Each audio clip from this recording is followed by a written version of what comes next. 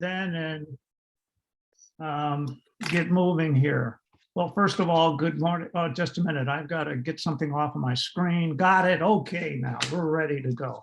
Well, good morning and welcome here to our, at least my first policy and budget standing committee meeting. And you'll probably have to provide a crutch. Those of you with experience here, Ozzy and Lila, etc. And we'll see how we walk down this path. And I guess the first thing we want to do is to have introductions. Well, wait a minute, how many people? We only have 6. We all know each other. So do we really need to do that? No, No. So I can just verify that we have quorum. So perfect. Let's go to the next page then. Now that we have quorum, what about any announcements or any announcements that anybody has to make here that you feel are pertinent? Not necessarily pertinent, but good morning, everybody. Hi, thank you for making space for me in this subcommittee. I'm really excited to be here. I was in the Programs and Services subcommittee my first 2 years of being on the CAB. So yeah, really excited to learn and support here.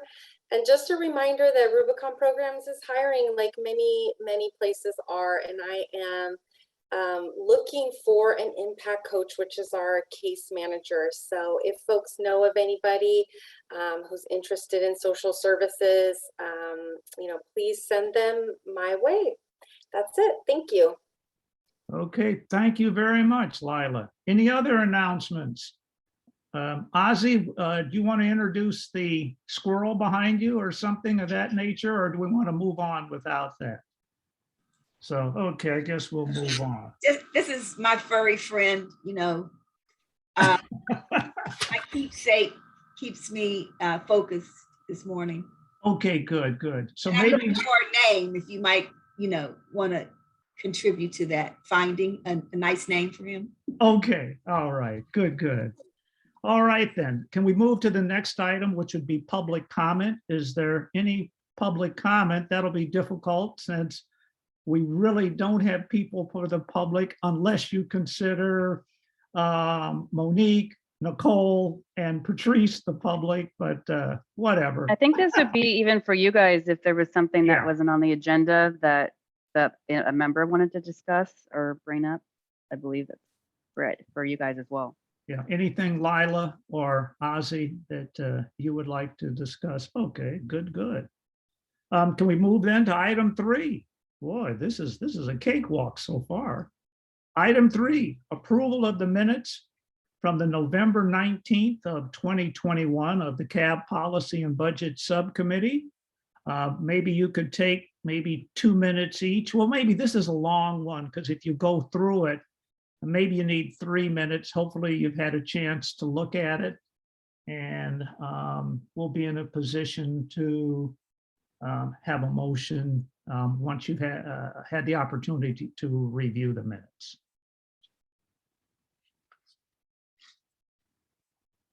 And if you've already reviewed them, just give us the high sign and then we can move on, by the way.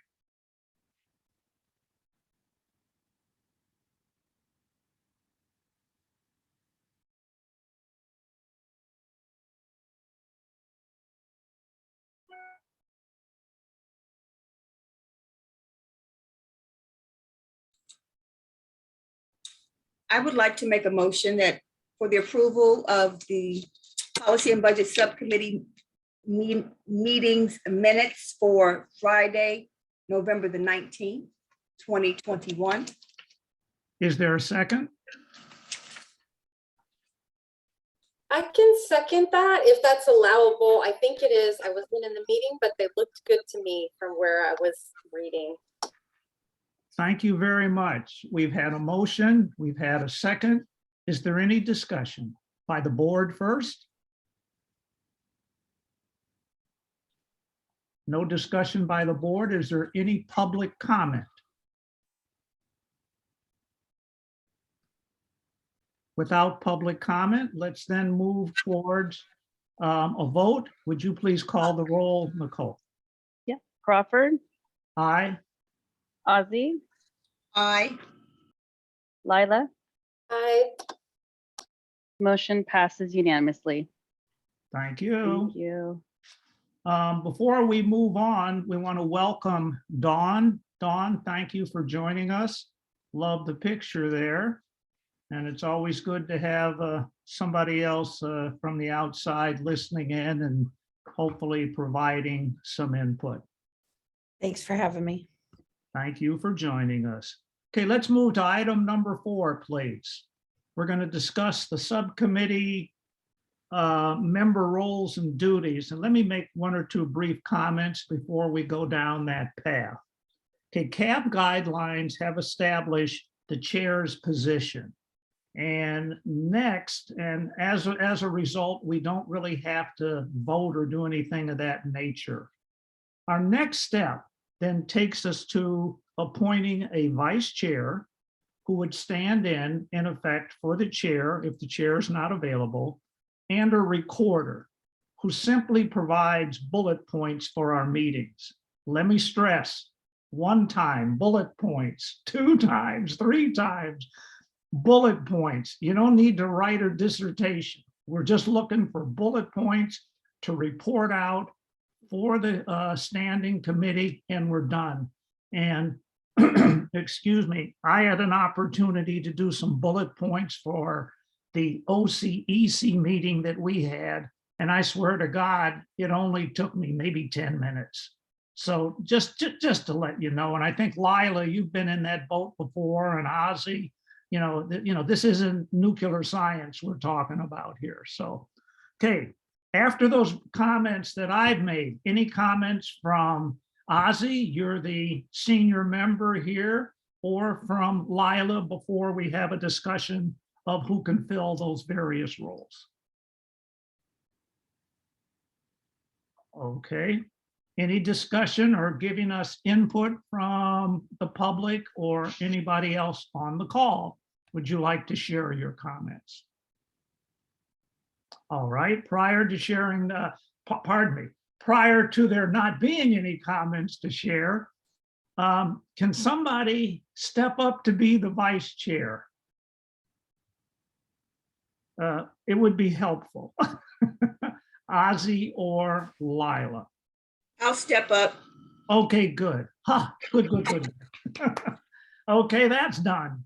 Let's move to the recorder. Could someone step up to be the recorder? Is there any one that could help us in that particular direction? the vice chair usually does the recording as well, but I would be happy to make notes if for some reason both of you were not there for a meeting. Okay. Yeah, we probably wouldn't have a meeting if both of you weren't there, depending on the quorum, but. Yeah. All right. Okay. And again, Lila, just to stretch, bullet points we discussed, for example, like we're doing here, the chairs, the member roles, duties, and then we move on. Those are the type of bullets we're talking about. So Crawford, my understanding is that the vice chair usually writes the minutes for these subcommittee meetings. Yeah, simple notes. See, yeah, but that was my understanding. But if you look at, I think, our guidelines, that's why we have the recorder for each of the standing committees. They do the notes. And I would say maybe in this case, maybe in consultation with Ozzy to do the notes, just to say, hey, did I get all of this? And again, we're just talking bullet points, and it should be a piece of cake. Got it. All right. Okay. So I've volunteered myself accidentally to be the recorder. I got it now. Thank you. Thank you for doing that accidentally. Great. Okay, now let's move then to the next item. Right, Crawford, can I just specify this Yes, on the Laura. recorder part? The minutes will be captured, or I should call it the record of action, will be captured by ORJ still. So this will not be minutes. This will be a little bit of a shift. We kind of did this last year at the end of the year, where the report out was basically minutes and a report out. This report out's not minutes. It's what we did for the ambassador program.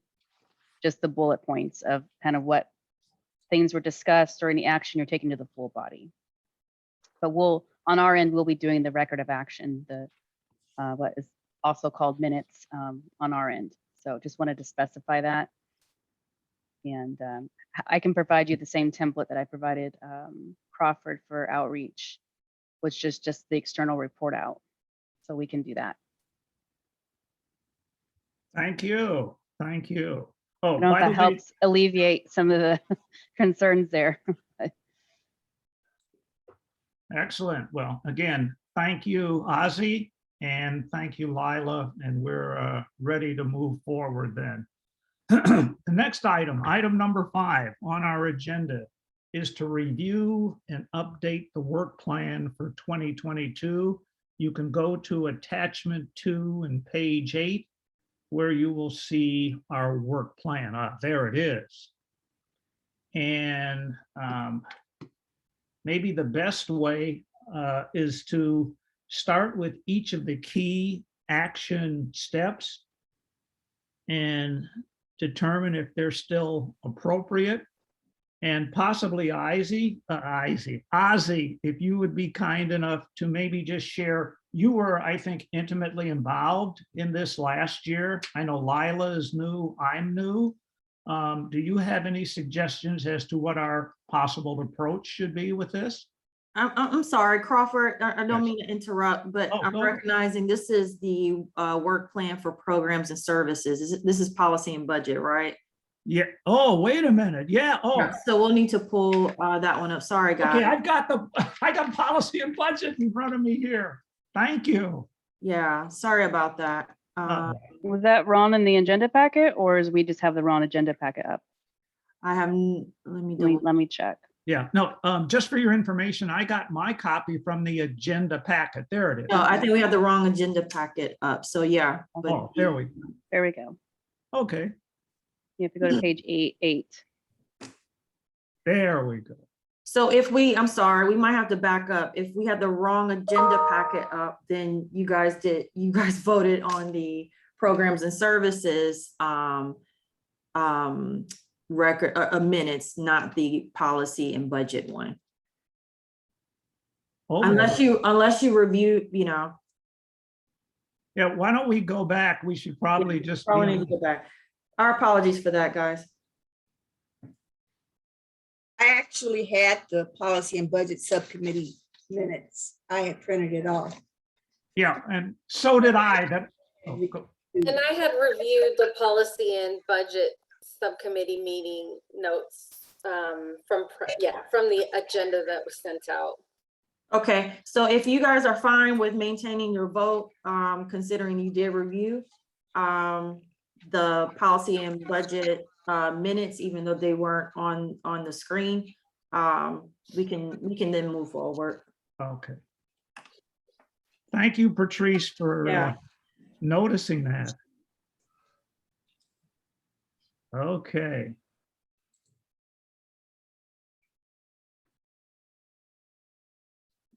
There we are. Item 5, review the work plan for policy and budget. That's attachment 2 on page 8.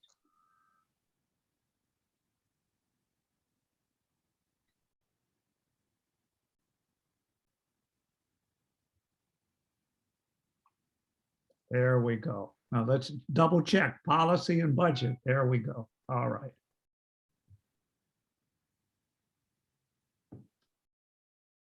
Okay.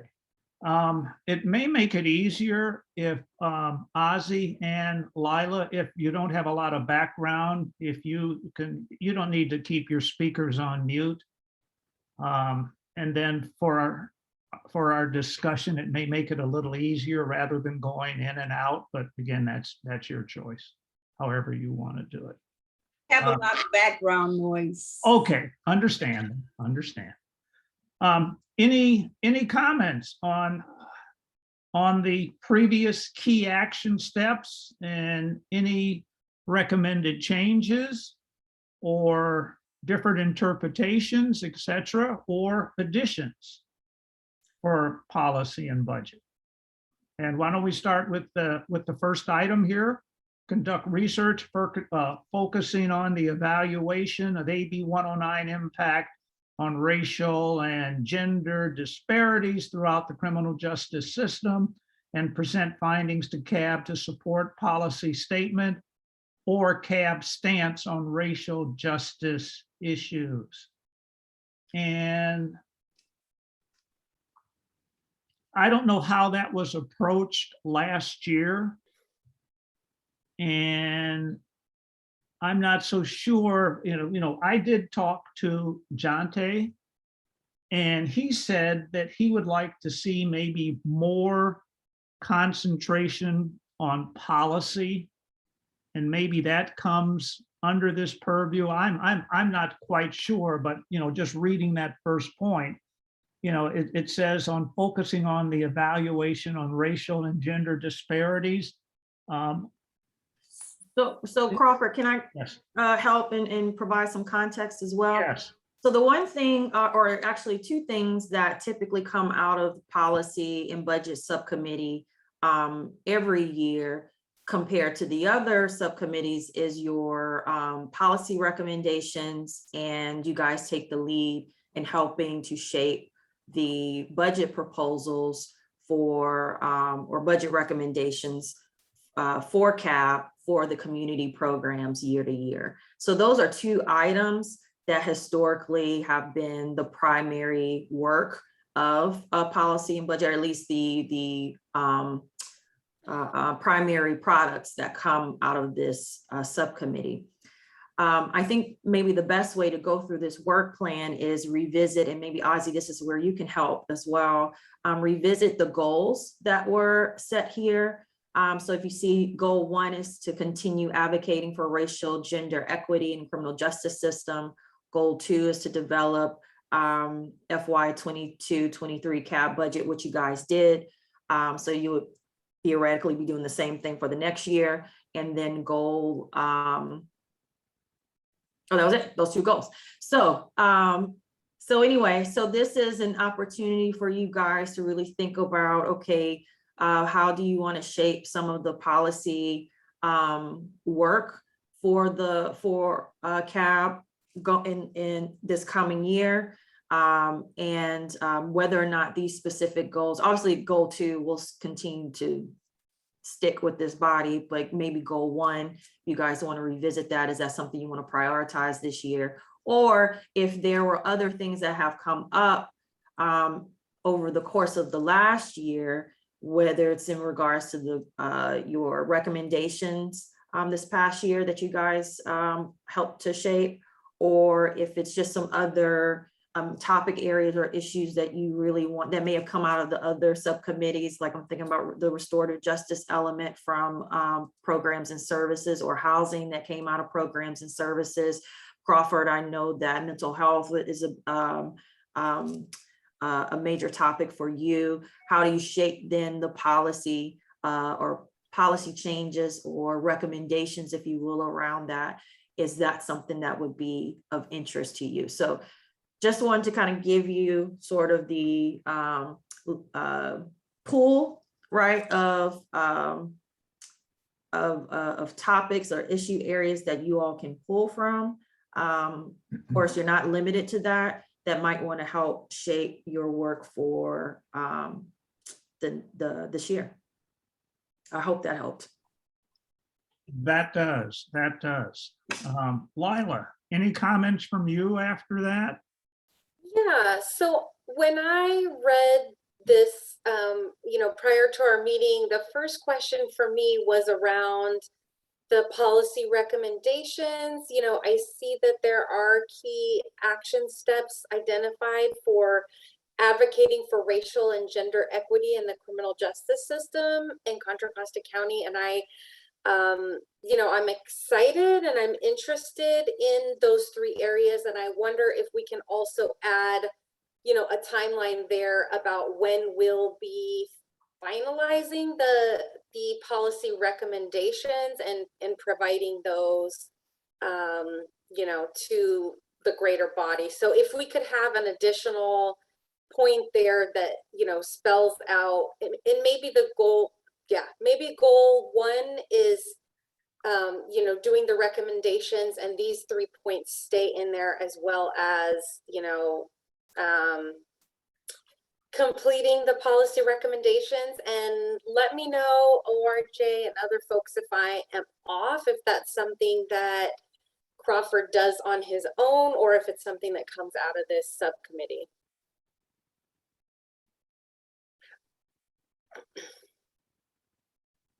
Can I respond to that?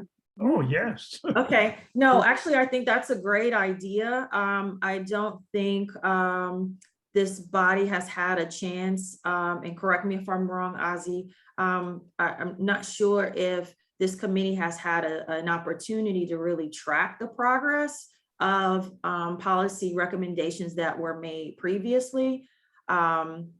You know, they've helped to shape the talking points when you guys have done your ambassador program, but I'm not quite sure if those kind of things were discussed in this particular committee. Now, mind you, I did not attend all policy and budget subcommittee meetings, but I think that's certainly a good objective to have, because a lot comes out of this committee and from CAB overall that gets agendized and gets discussed as CCP. And there are some changes that have been made, right? But then there's some of those others that are outstanding. So I definitely think that that's a great idea, and we can help shape that for your work plan if the other members are in agreement with that. That's fine. I think that's an excellent approach. On the first of the action steps here for goal 1, question, it says conduct research focusing on the evaluation of AB 109 impact, you know, on gender and racial disparities. Where do we get the information so that we can focus on what do we read? What do we look at? Where's the database that we can look at? Who provides that, or where do we go to get that information to make a proper evaluation?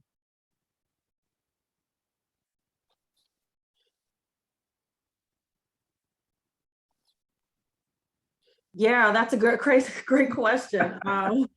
Yeah, it sounds good, but okay, good. We want to do it now. Where do we go to do it? And you know what? And this is good that you guys are really digging into the details of this, because it's imperative that you have a work plan that's actually that you feel like it's doable and achievable. So I appreciate this. What I can tell you is that though we don't, ORJ, we don't have necessarily a research or data as it relates to disparities that are exemplified through AB 109. And I'm not quite sure if this was requesting if there are disparities that exist among the services that are provided through AB 109, or in the way in which public realignment is implemented, which involves other system actors. In either case, we are not at the position just yet to look at that. What I can tell you is that at least on the, with regards to work being done around racial disparities, both in the juvenile justice system and then in some general, on the adult side, generally speaking, not just with regards to AB 109, we do have some disparity related information that we've shared with the racial justice oversight body. And I'm sure we can share that with you guys as well. So we do have some of that information to provide for you, but not to the extent of how AB 109 particularly is either impacted, or whether disparities exist within service provision that's funded through AB 109. Okay, well, so then next step in this particular area, so that we kind of get in the weeds here a little bit, we could could we rely on your office then, Patrice, to get us some information that we can look at? And then hopefully we could interpret it. And then after we interpret it, we'll come back to you and say, hey, did we miss the boat here somewhere? Or are we on the right track? What I can say, what we can commit to is we can certainly share a link to you guys. It's the data reporting that is currently posted on the Racial Justice Oversight Body's website that has the graphics of the sort of breakdown across race and ethnicity Okay, arrest. But this is only focused on arrest trends for juveniles and adults who've been arrested on felony charges or misdemeanor charges, okay? So again, this is bigger. This is not just simply as it relates to AB 109, it's a little bit bigger. So we can share that with you guys. And then if you would like a presentation, thank you, Nicole, she just shared it. And then if you would like someone from our team to kind of help talk through those data points with you so you can understand what is it actually telling you, we can certainly make time for that in a future meeting. amen to that. Okay, because you see, to me, then that gets to the meat of action step one. I mean, we know what we're doing if we want to get some action. And may I add one more point? I have two sensitivities and I have to own up to those. The first one being the mental health, and I think we'll get to that, or we need to get that in here somewhere, number one. And number two, do we ever have issues with our veterans? I want to make sure that we at least reach out to veterans who experience some very, very difficult situations that the average citizen does not experience if they've been in war zones, in a military environment, etc. So I was wondering, or I throw out to the group, might there be space to at least ask of these agencies, do we have those who are former veterans who may be impacted by our criminal justice system? And again, I'm just throwing that out. I don't know whether it's big enough to really talk about or what. So I just want to put that on the table if I may. I can chime in, from my perspective, working within Rubicon for like 16 years, working with folks in reentry. Mental health is huge, within the folks that we serve in our reentry programs. The veteran population is much smaller. I think it's smaller in general. There are organizations that are focused primarily on, workforce development programs that are focused primarily on veterans, like Swords to Plowshares, and other, organizations. Even the WIOA, program will have special, sensitivities towards veterans. And, there are some companies that outreach, and look to hire veterans. So, just anecdotally from my program, it's a very, very small population of folks who are justice impacted that we end up serving. Okay, thank you then. But based on what you said, the group is small, but more important, you have services that are available to that small group. If I heard. Workforce development services are out there as far as, a reentry program or reentry services that are specifically tailored to veterans. I imagine that the community is probably, so small that there's no organization that specifically focuses on that venue. All right, let's move on then. Okay, any other comments on action step one? Where, again, I'm on action step or key action steps one. That's basically the premise that we're going to work from. We'll tidy that up. Now, what about expected outcome here?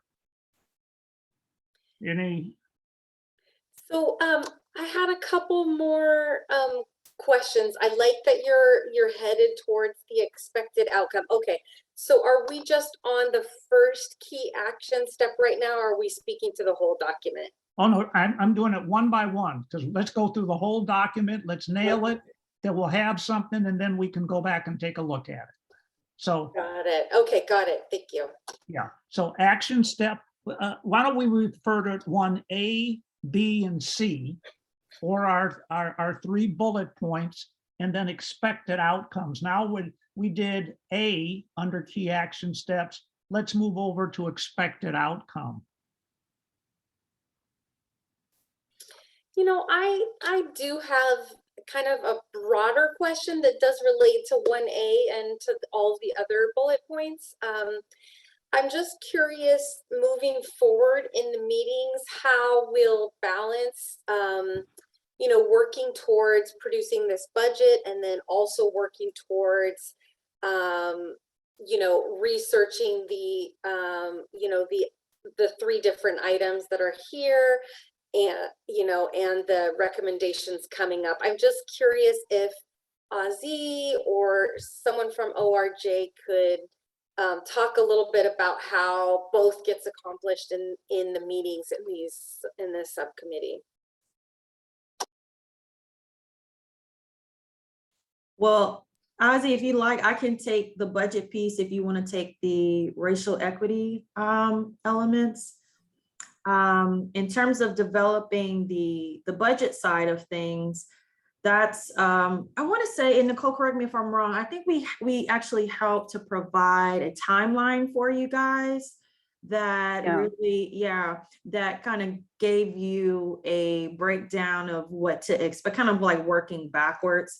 So your budget proposals are usually due for the CCP's budget workshop in November, and then it's you know, approved finally by CCP in December. And so then we work backwards from that date of when should be the best times for you to for you all to deliberate, bring forth to the bring it back to the full body to have their include their feedback, and if they're requesting that policy and budget meet again to work some things out, then they'll call you. So we'll create a timeline for that. But what I do want to highlight though is that because last year you all agreed in terms of your budget proposal to have increases of 3% COLA every year for the next 3 years, and that essentially was approved by CCP. There's, I would say, well, no, let me back up. I was going to say one thing, but no, you still have. So anyway, even though that's in place, you still have the ability to make other budget recommendations as it relates to community programs. So I do want to clarify that. Though you made a request for 3-year increases for our existing service areas, you are not limited by that and think that you don't have to propose anything new or additional increases for the following fiscal year. You still have an opportunity to propose or request whatever it is you wish CCP to consider. I would just want to quickly add, as far as the lift on this subcommittee's part, I want to say, because it was mostly status quo, it was a light lift because there wasn't any new services that was kind of developed as far as a recommendation that got into the budget.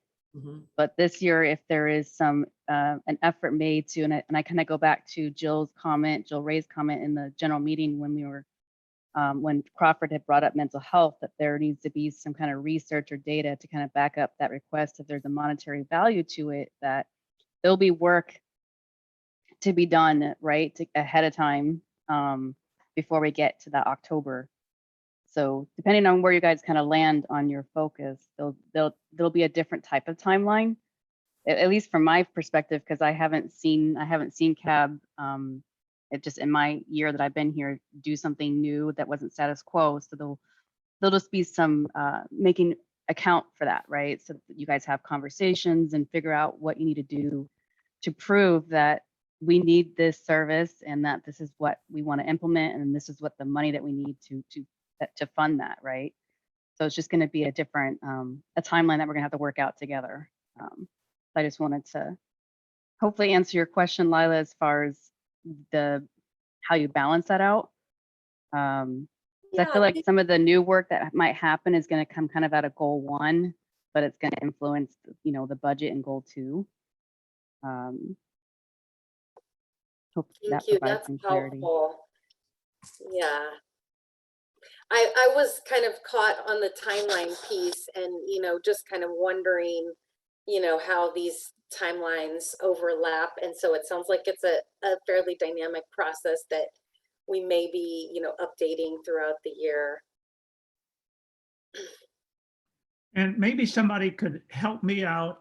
Okay, so on the expected outcome, it's almost as if we kind of repeated what we said for the key action steps.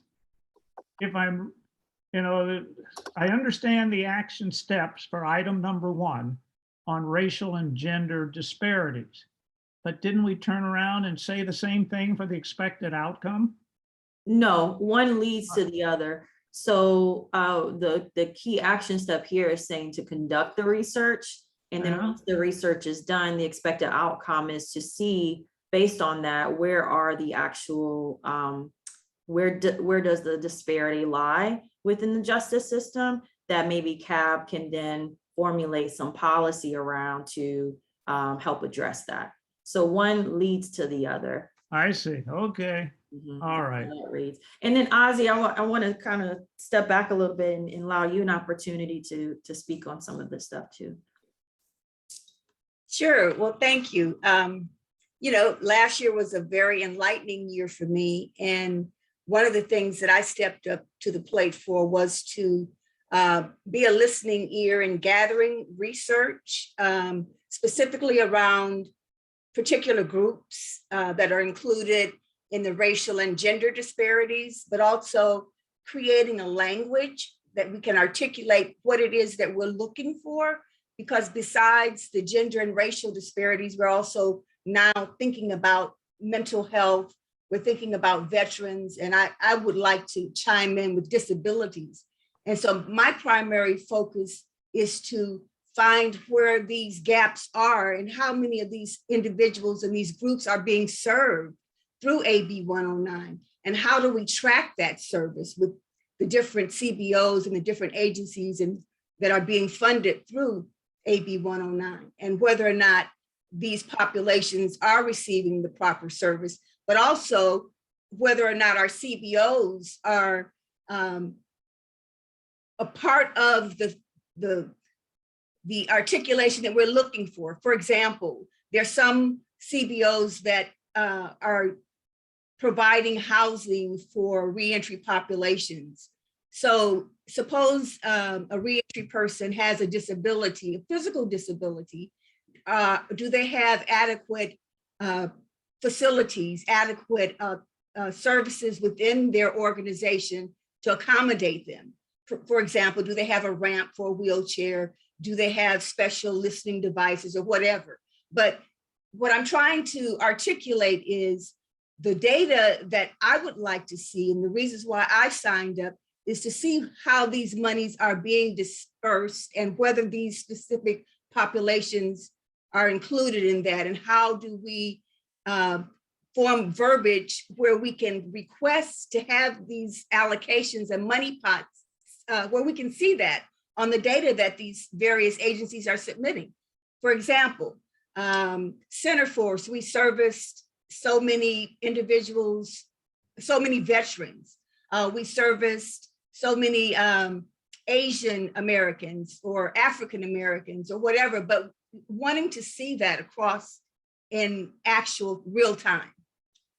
And one of the reasons why I wanted to be a listening partner for the Racial Justice Oversight Body, because in fact, they have the data, they're posturing to retrieve the data and making sure that that information can be related and transferred into our main body.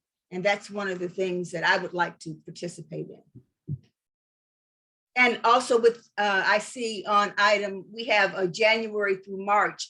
What I found was worked best was later in the year, because like the first couple of several months is not a lot of activity. Everyone starts posturing around March and moving forward. So I would think probably from March on and closer to give a report around maybe September or November for those listening sessions and the different information that's available to report out to our full CAB body.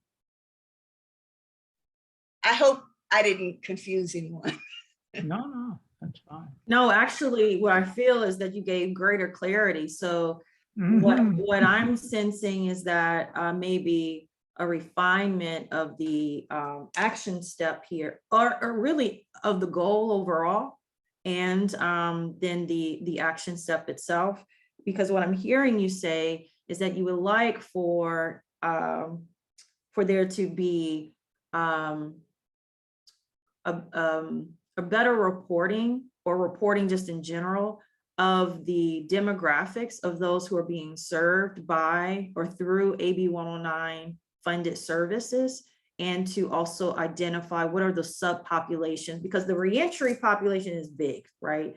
You could be almost of, at least on the adult side, you could be of almost any age, of any ability, or of any ability, of any race, of anything, right?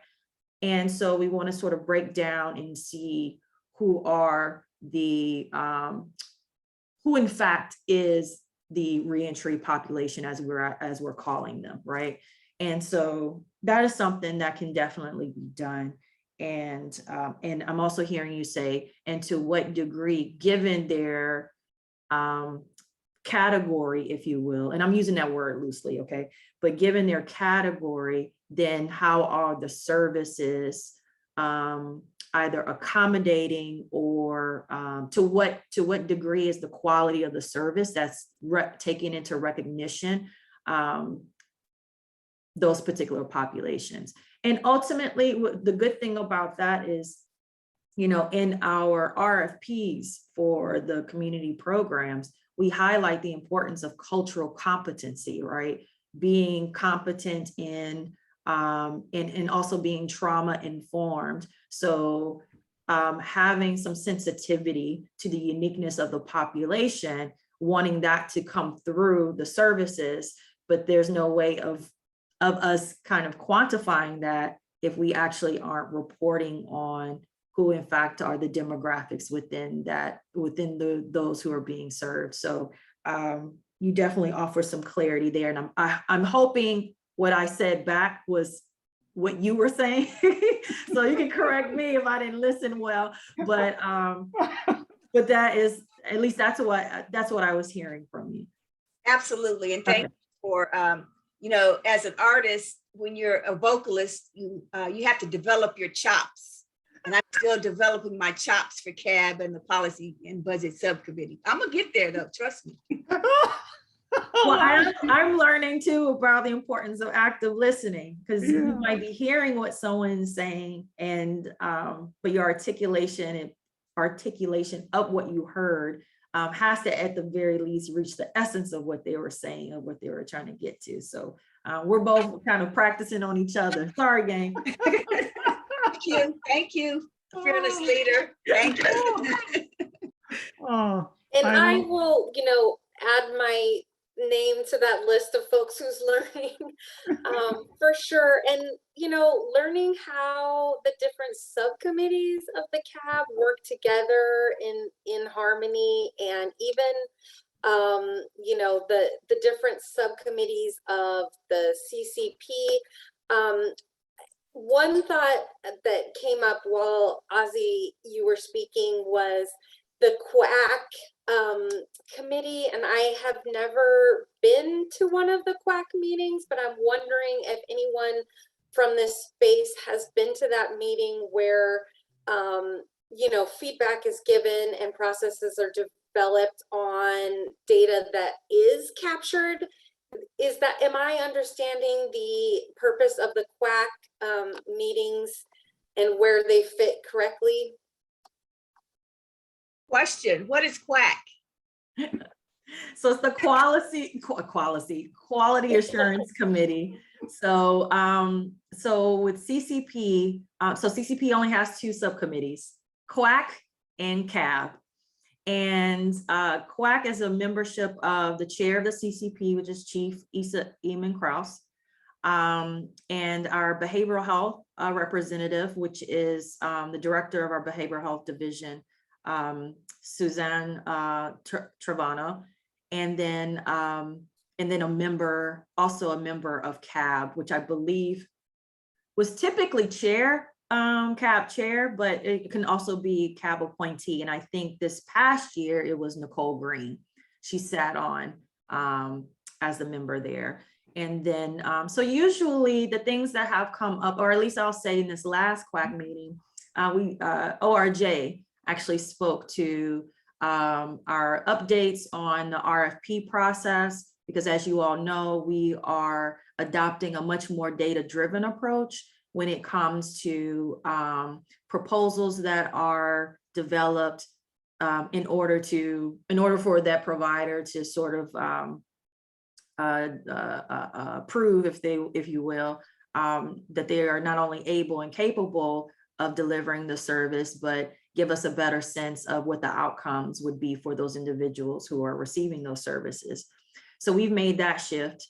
And then, so we provided updates on that. And then we also talked about our AB 109 community report.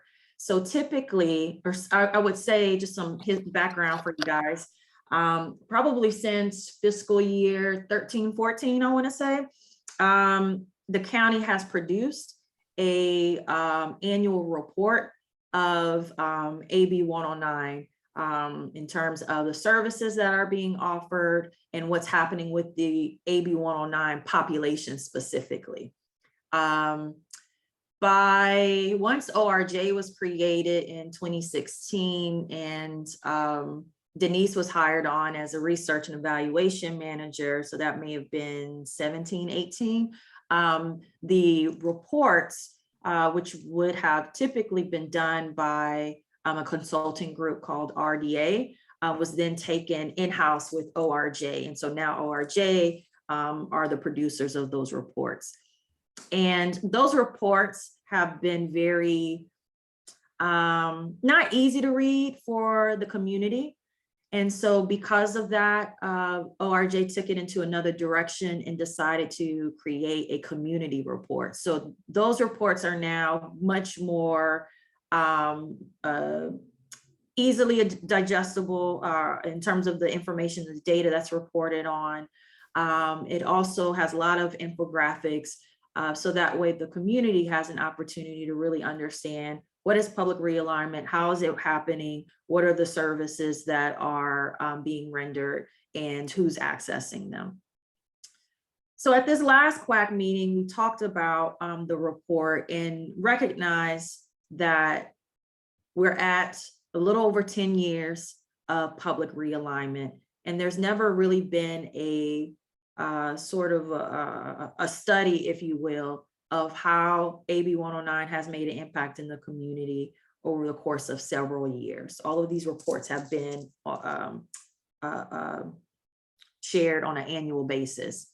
So, and we also discussed the importance of these reports being something that is of use, not only to the community, but then to the partnership itself in terms of its decision-making in the future.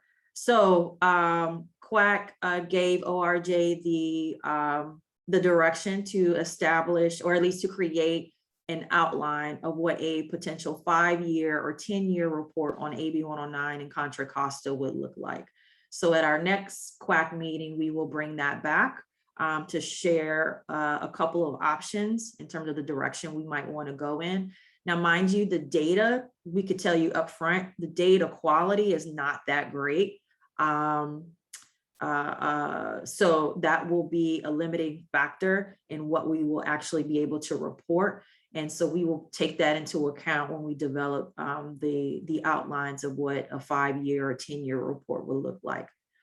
Post that, it's our hope that once we've developed this report, we will have a set of recommendations for the partnership to consider in terms of the type of data collection that we would need going forward, so we can have better data, quality data, to then report on things that are, again, of great use and helpful information to make decisions based on. So, so that was our last quack, or at least the gist of the discussion during our last quack meeting. So I certainly would encourage you to attend those going forward if that is an area of interest for you. Thank you very much, Patrice. Thank you. Any other comments or follow-ups to Ozzy's clarification for all of us here? Any other comments, follow-up? Can we then jump back or wait a minute? Do we want to have or consider an expected outcome under key action steps point C?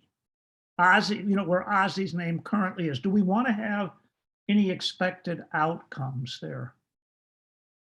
Or is it appropriate to have outcomes there? I had a question about that one as well. I was curious if this is something that the Racial Justice Oversight Body has already invited us into, if this would be, if there are already kind of negotiations or an invitation there, or if this would be an ask that we would make of the Racial Justice Oversight Body.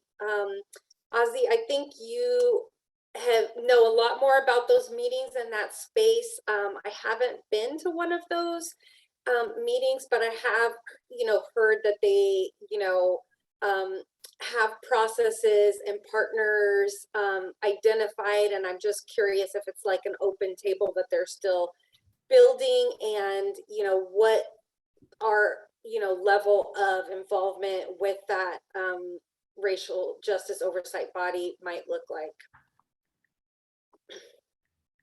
So that kind of connects to your question, Crawford, I think. Mm-hmm.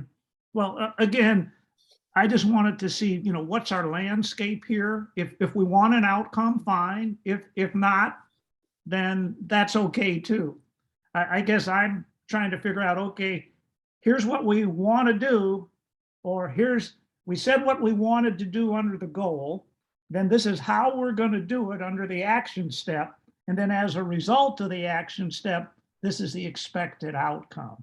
I'm trying to flow in some form or fashion in that way. So, Ozzy, do you think we need to have an expected outcome, or are you comfortable with leaving that blank for the time being?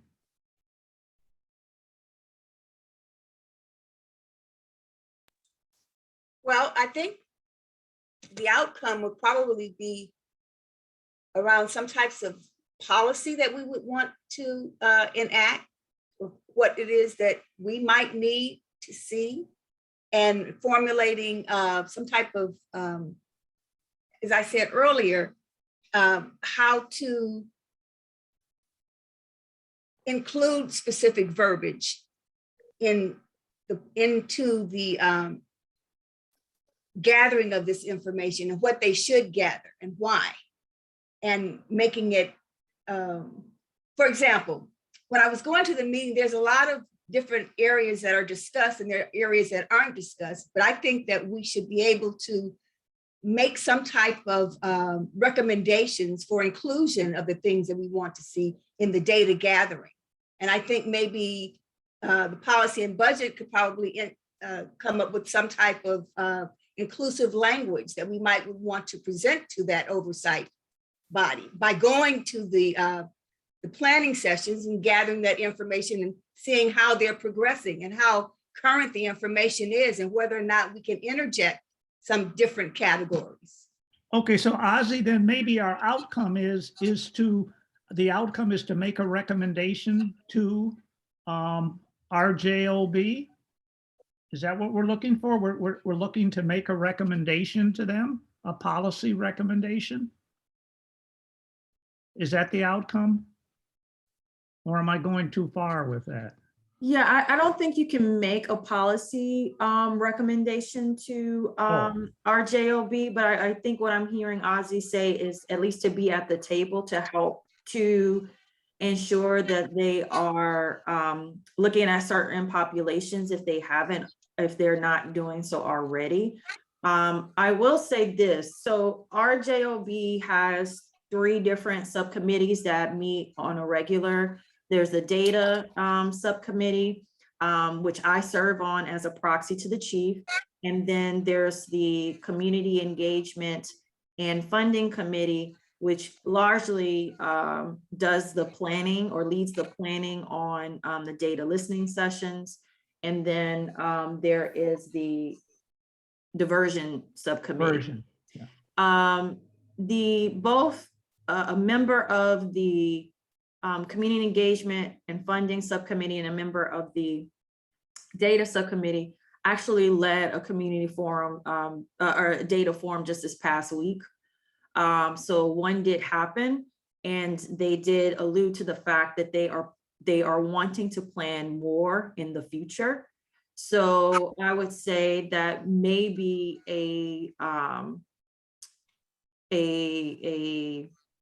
action step, if you will, is to have a member from this subcommittee regularly attend or be the assigned, right, a CAB member to attend some of those meetings. So that way you are at least a part of that discussion. Okay, that makes it, can you educate me again? This is my first time on the block here. You said that we do not make policy recommendations to the Racial Justice Oversight Body. Right, because the recommendations you typically make are going to CCP. Oh, we go to, okay, so we go CCP. Right. Okay, good. Okay, now I'm. So yeah, and RJOB is a advisory body to the Board of Supervisors on all things related to racial disparities in the justice system here locally. So there is potential overlap, right? Because you guys are looking at certain things, and if anything, you can always, those are public meetings, so you're always welcome to attend any of those and give your perspective as a member of the public. So I would say though, if CAB, and I would certainly encourage that there is ongoing participation from CAB to the RJOB meetings, if not the subcommittee meetings, at least the quarterly meetings, which is for the full body, because one of their recommendations is to expand public realignment funding for services. So they call that out in their actual recommendations. So there's definitely linkages there that are well defined, and it's just a matter of where you want to participate. But I think that could be something to consider for at least either a action step or an expected outcome. Okay, let me circle back. Sorry. What's our expected outcome? I'm circling back. What outcome are we looking for? I think we've had interesting discussions, pros, cons, etc. Do we want an outcome? If we do, what is it? Under point C, under key action steps, goal 1.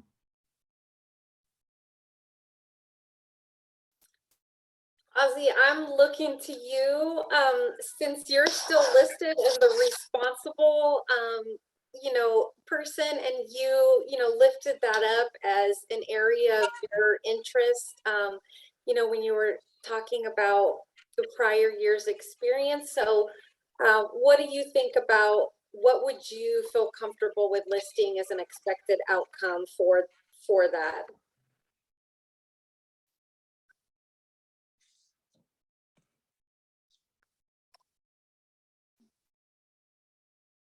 being able to communicate the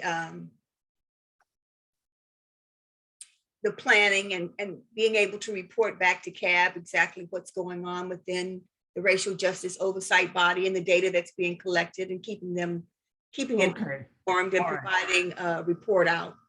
okay, I'm with you now. So then maybe what we want to do is, basically, we're looking for the outcomes is a report out on the activities of the data on that specific committee. How's that? Is that getting there? Not quite there?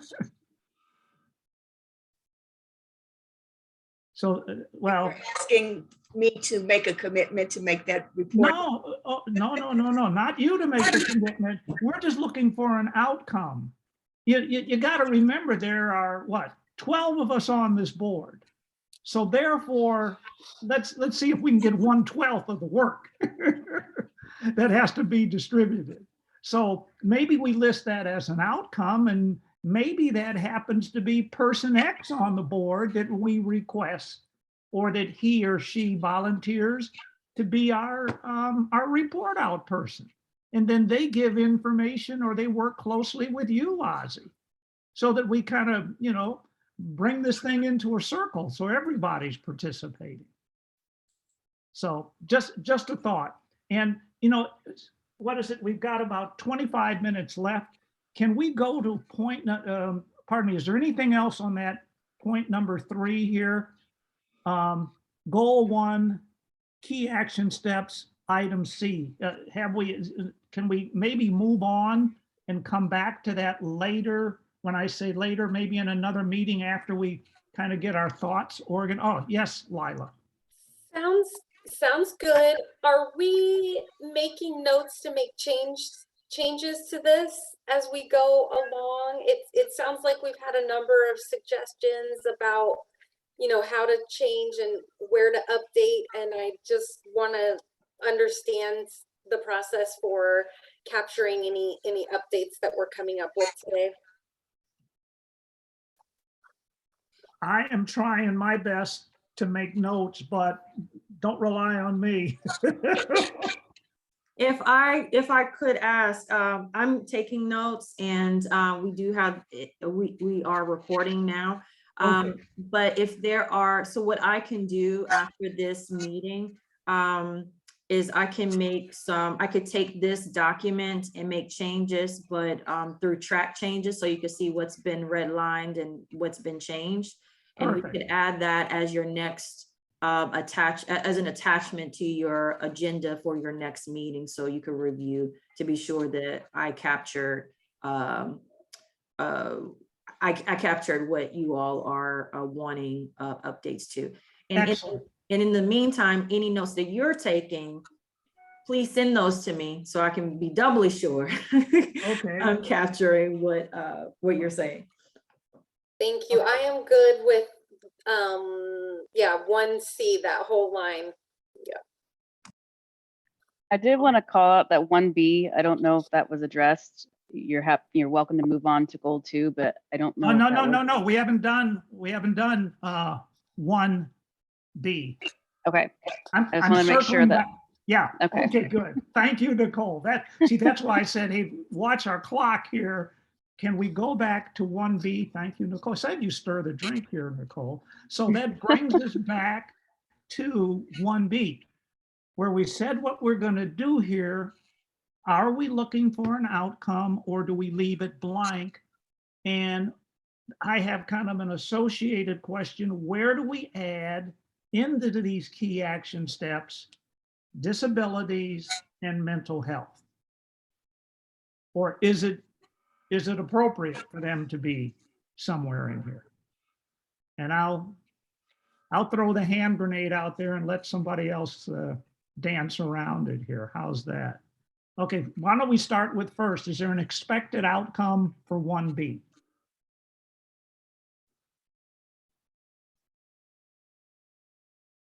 I don't have an expected outcome formulated in my mind. I am curious, like, how our subcommittee overlaps and works with the programs and the Programs and Services Subcommittee, because I think that that is, the gaps piece comes up quite a bit in that subcommittee. I don't know that it was solely focused on racial and gender justice issues. So that is a question that comes to my mind about that particular piece there, and if we want to share that with the policy, the Programs and Services Subcommittee. Yeah. I mean, if I just am naturally following that point, an expected outcome could be, similar to the first point is, making recommendations for new programs that come from the Programs and Services, subcommittee work and our work in identifying gaps.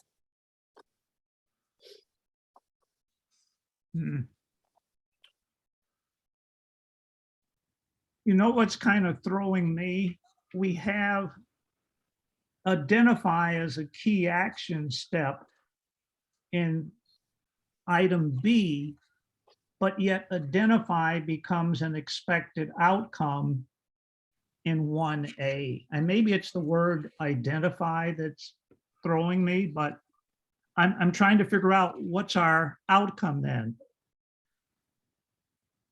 So our outcome, okay, if we identify the county's criminal justice system to CAB to support policy statement or CAB stance, do we need to rewrite that or let it fly?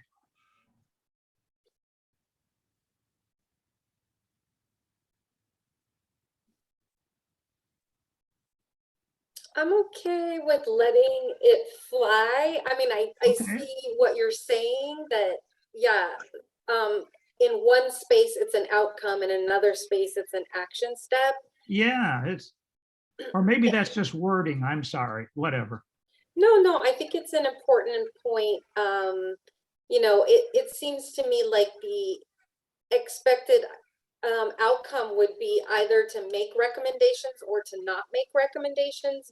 Sometimes in these subcommittees, there is an action step or there is something identified in the plan, but you do, you at the end of the year, you didn't have any recommendations to make. And so I'm just,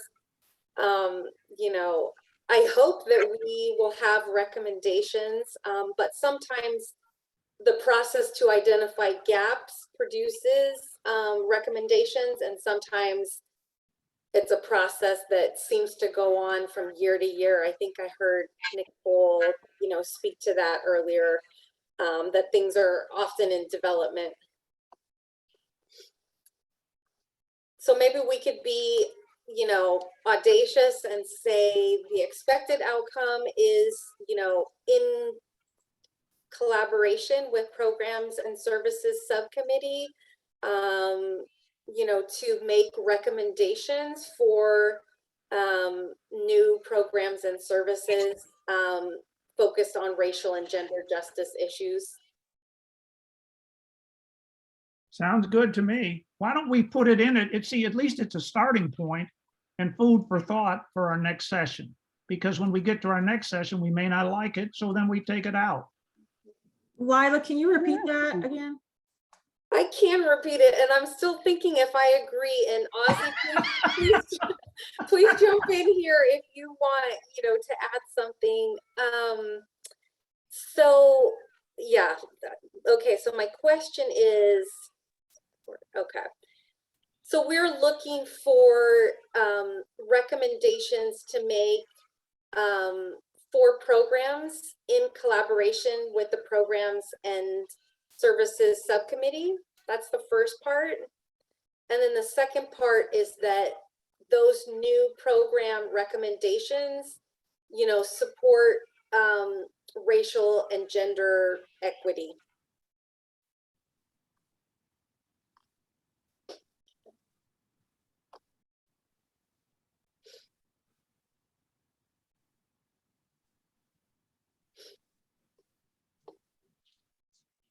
And there's racial and gender, and I feel like those are two really huge Well, issues to work to embrace, and then we've talked about, ableism, and disabilities, and even, where mental health, fits in on that, and so I would love to be bold and courageous and say, like, we're gonna, come up with all of this. But if we came up with a program that, really highlighted, yeah, maybe these are things that we're keeping in mind, with our program recommendations, or are these different, populations of folks.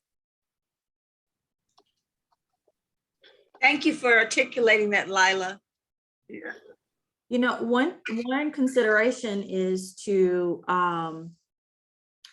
possibly remove racial and gender and just leave it as an equity focus, and then make a point to state what specific populations or demographics, not populations, what specific demographics you want to keep your eye on, which is inclusive, is more, in my view, more inclusive and would include race and gender. and gender. Mhm. I like that. Well, Yes, yeah, I like that. Yes. and my just quick call out, just kind of reading 1A and 1B is I don't see how they're different. Well, I Maybe said that's that just in the me, but, beginning. One talks about gaps and one just is very specific to AB 109. Maybe I'm reading that wrong. Just as I'm capturing notes here, I just want to understand, it feels like that the goal 1A is very specific to AB 109 population, and A1B is the same request, but for all populations in the criminal justice system. Well, and I think that's what Lila was actually trying to take it a step further. So as I'm seeing it, or as I heard you, Lila, is really to update, or rather change 1B from identifying gaps to basically partnering with programs and services to develop new services that have an equity focus.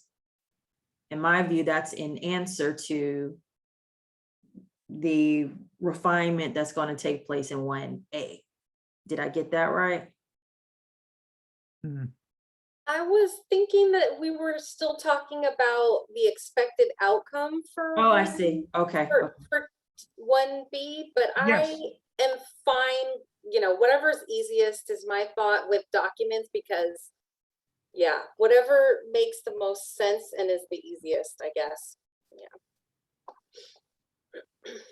Okay, can we then move on? I think that should be enough for us to chew on, so to speak, as we go to the next meeting. Question for the group.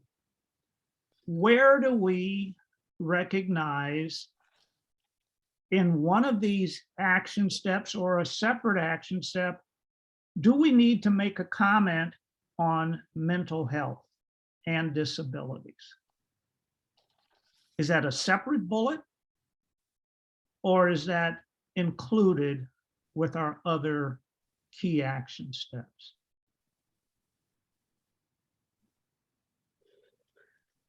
I liked what Patrice, was underlining there at the end, where, we say that we have an eye on equity, and then we have another sentence where we, identify the groups that are, that we're focused on when we're talking about equity.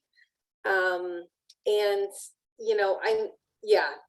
I'm open to either making that really, really broad, or being, focused, on what the prior program, has, passed on, which is gender and race. So, I don't think we want to get in the position where we're listing, every different type of, inequity, or every different, group. So yeah, I guess I'm open to defining that more. And I'm also open to leaving it just as race, as equity Okay, but in the then, broadest of terms. see, my concern there is then we're not highlighting mental health and disabilities. Mhm. And how do we do that? I'm just asking, how do we do that if we want to do that? My druthers were to figure out a way to highlight mental health. And then I attended the HIP presentation yesterday and found out that Jeff from one of the offices there heads up the mental health side. So my thought was, well, gee, there's a contact for us right away. And there's a place where we could, probably get a little juice on this issue, is get in touch with him, talk to him. And at least we're maybe it's a transition I'm looking for, or just, and I don't mind picking up the mantle on that one, is to say, hey, look, in mental health, we want to make sure we're connected with, maybe it's data and community engagement of our, of the Racial Justice Board or something. I just wanted to make sure that we're dealing with it as CAB, because if we don't put it here, it's really, all we're going to do is talk about it and nothing's going to happen. So with the equity focus, what I could do is add something in parentheses that says equity focus across race, ethnicity, gender identity, ability, and health status. But you didn't say mental health. Well, health status would imply that. Oh. Hmm.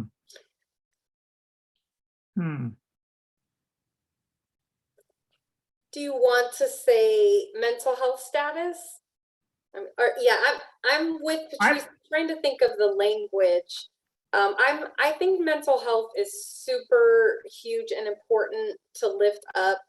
I am curious to know, like, how many folks in the reentry system, have a physical disability. I know that there are tons, and I know for, mental health, and I know that there are quite a few with physical disabilities, and I'm curious about that part as well. Like, I think it's right to advocate for all of these things. It's just, where do we put our focus? Mm-hmm. Mm-hmm. Well, I think Renee put something in chat here about how we could emphasize it. And she said you could emphasize it such as mental health, racial, gender, etc. Maybe something of that nature. Mm-hmm. I mean, it's so hard because I feel like part of the legacy of, Dr. Hernandez was, let's just put in folks with disabilities as well. Well, I started out with that, and for some reason. I know it was me. It's, like, is there a word to describe, just folks with any type of mental or physical, impairment, or, I know that we're moving away from the word disability to difference. So yeah, is there one word that encompasses both of those? Well, I think that was their point last year, is that there isn't a universal viewpoint on what the county calls someone who's disabled, what that looks like or what that means.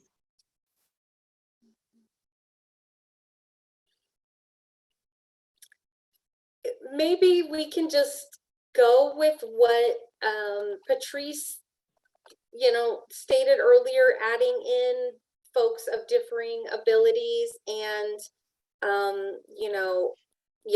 and different health status, or however we want to make sure that we're speaking to I mean, I've got a different mental health status myself, I mean, it's, there's so many different, diagnoses and struggles and different things that folks are dealing with. I don't want to claim that I have like a diagnosis, but yeah, it's a very broad term. I have to speak out. I'm for mental health being listed. I know last year when we went through the budget, I asked for some considerations for mental health. I was the only one that voted against the budget because we did not want to do it. They said it was not the proper time or the place. Now, they said, come back next year. I'm coming back next year and I want to highlight mental health. And I'm trying to figure out why we are reluctant. I also got an email this morning from Dale, where funds now have been specifically allocated from, what is it, Measure X or whatever, to Sam Hill that day, because I really didn't read the email yet. So there are funds available. So by George, I need to, convince me why we shouldn't be front and center and be bold. And we've got to step up to the plate for mental health and disabilities. And we should honor our fallen comrade. I said my piece and I'm not voting for it if we don't include those. So now let's see how we're going to do. Oh, well, you can still outvote me because it only because of the You don't have to. I saw Ozzy going like this and I went like this. Sounds good, Okay. Crawford. Okay, I'm sorry to do it that way, but we have to stand up and what is it? We have to be the voice for those that don't have a voice. I want to be that voice. So if I can, I just want to offer one correction there, Crawford, and I hear you loud and clear. I think what happened last year with regards to not including mental health was the fact that there was really, I think your request for that a portion of funding from all of the community programs be dedicated to mental health services.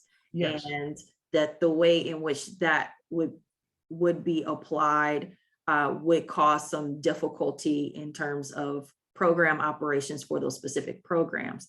Now, that said, CAB has a role to play in not only recommending that there's funding being allocated for mental health services, but where is the best place for it to be offered and delivered? And so that's where you could look at both sides, both the community agencies and the community programs. So I don't think anyone was against your sentiment, but more so where it could be applied. So and in this case here, it's a matter of where does it best fit? Where should it be applied? So I'm hearing that at least around, if we're going to say you're going to partner with programs and services to develop programs that have an equity focus across these areas, across these demographics, such as race and ethnicity, gender identity, ability, and then what we say mental health status, we could do that. And am I also hearing you say have a different goal or action step that is specific to funding mental health services? And if so, where would that lie? Fine, thank you. So it's both a comment and a question inherent in that. No, thank you. There's my comment for me. Thank you. Yeah, maybe for next agenda, yeah, I don't know. Is it an agenda item for the next meeting to talk about increasing funding for mental health? Is that what I'm hearing both of you saying? I would be moving in that direction, yes. Okay. Got it. And you're the chair. It sounds like that is an agenda item for the next meeting. And maybe I imagine that the budget will be part of the next meeting. And so if Ozzy and I have other thoughts on the budget, we can bring those to the meeting. Does that sound all right? Sounds good. Have we concluded then? Now, I thought we kind of did talk when Patrice covered the budget, et cetera. Do we want to cover that more? Because I think our outcomes make sense that she has listed there. And I've talked to Jonte, and let me give you what he said, because I asked him, well, what do you think where our focus should be? And he said we might want to focus, and I'm not sure, and maybe we want to put this in our action steps as point B under the CAB budget. He said to focus on ensuring that the funds provided have been used for their intended purposes. So it's that audit function, or maybe I don't like the word audit, but maybe to say we just want to follow up. Okay, you said you're going to use your funds for program X. Let me see program X. And by the way, I'm going to come over and take a look at program X. In other words, is there meat on the bone? I would love it if we could talk about this at the next meeting, if possible. I'm just noticing that we're at 12 and I do need to switch gears. Yes, okay. And I don't want to rush this or do it in under service. And so maybe if that is an agenda item for the next meeting, you know, we can talk about that more in depth. That's fair. That's fair. Patrice Yes. and Nicole, I'm looking at your body language. That's why this is good to do Zoom. It's like, oh my God, what have we gotten into with these three? Oh, I love this. It's all good. So what I can do then for the next meeting is, like I said, take this document and do some adjustments via track changes so you can see where things landed based on this conversation. I can Yes. also make some changes to the budget side to incorporate the last two things that you just mentioned, Lila and Crawford, and see if that works for you to be included in your work plan, or if you want that to be something separate outside of this. So I will include all of that for your next meeting, and you can review a revised work plan. In the meantime, can all of you send me just bullet points of the notes that you've taken in terms of the updates that you like to see? Patrice, I can send those to you like next Wednesday. I know that's kind of late, but I'm technically That's on fine. vacation today. So Yeah, you guys don't meet until another month, so you okay? all right, awesome. Okay, so we know what our next steps are going to be to firm up our working plan. And again, I said, let's firm it up because then we got to get to work. So we'll firm this up at the next meeting. And then after that, we know the direction that we'll be headed. And any other next steps? You know, I hear you, Crawford, and I think it's helpful to also identify folks who are responsible for different categories just to help that forward movement. Although I feel like you as a chair are gonna, you know, and with Ozzy as the vice chair are gonna drive these forward. But we could take a look and see if, you know, anybody else needs to volunteer themselves or sign up for these different pieces. Lila, point well taken and amen. Cool. And yeah, because if we put somebody's name to it, then we can hold them accountable on each of our sessions. And they also know that they're holding it, right? That's something Yes. that they're contributing that we can be excited about. Yes. Yeah. Why don't we use the word? I like that. We'd like you to contribute in this area. And we'll leave it at that. In other words, hold you accountable. But I'm just kidding. No, I like the word contribute. And then we can move forward with that. Because Ozzy, I think what you did previously was great. You really set the stage for us. We got to catch up with you, Ozzy. So, Okay, all right, we've got our next steps clarified. I'd like to adjourn the meeting. I don't have a clock. Oh, yes, it's 12:03. So Before you do that, can we just confirm that this recurring time is okay for everybody? Oh, it's fine That, with me. the third, what is it, the third Friday of every month, 10:30 to noon? Yes, Yeah, yes. okay, perfect. So I Okay. didn't have the date for the next meeting on here because we didn't know if the schedule was gonna be the same, so that now your next meeting is March 15th. You have it on your calendar, but, yeah, March 15th, 10:30. No, it's not March 15th. Okay, Do I have that wrong? Oh, and Sorry, March 18th. Oh, March 18th. 18th, 10:30 to noon. okay, And I do want to highlight, since there's a lot of interest here for the racial justice oversight, on February 28th at the PPC meeting, you all are welcome to attend.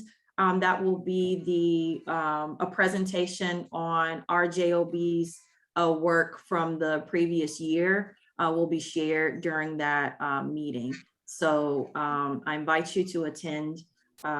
Certainly a lot of discussion around the data work that's been done thus far will be highlighted. So it's listed here on your agenda that meeting will be on Monday, February 28th at 10:30, if you can make it, and it is virtual. great. Mhm. Oh, Good. yeah. Well, prior to, Question. oh, go ahead, please. Sorry. Since this is a voting item and it says review and update work plan, do you all need to vote on what you propose that you're updating, or you just carry it over to the next month and then at that place maybe updated? Is that how it Yeah. works? Well, yeah, they'll just carry over to the next one. Yeah. Hey, we're not sure we agree with each other until we see what Patrice put down. So we, hey, I was about to sign off on it. Yeah. Okay. Hey, and again, thank you, Patrice. You are so helpful. And Nicole, you're helpful. Monique, you're helpful. Thank you. And Ozzy, Lila. And this is going to be an experience, I think, over the next few months. And thank you. Thank you, Robert. guys. Adjourned. Okay. Your leadership is awesome. Thank you. Thank you. Bye. Bye. Bye.